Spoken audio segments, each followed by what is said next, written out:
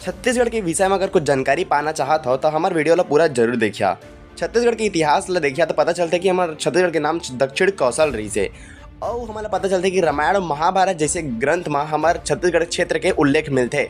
6वीं और 12वीं शताब्दी में सरबपुरिया ना पांडुवंशी नागवंशी और सोमवंशी शासक जो रहीन वो हमारे क्षेत्र में शासन करे रही से।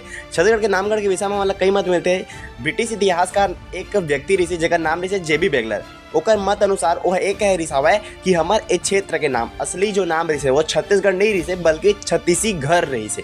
काबर की जरासंध के राज्य क्षेत्र के दक्षिण की ओर में 36 दलित चर्मकार परिवार है जो क्षेत्र में बसाए रही से वही छत्तीसगढ़ कहे गई से, छत्तीसगढ़ कहे गई, छत्तीसगढ़ नहीं, ठीक है, जो कालांतर में विकृत होकर के छत्तीसगढ़ बन गए है।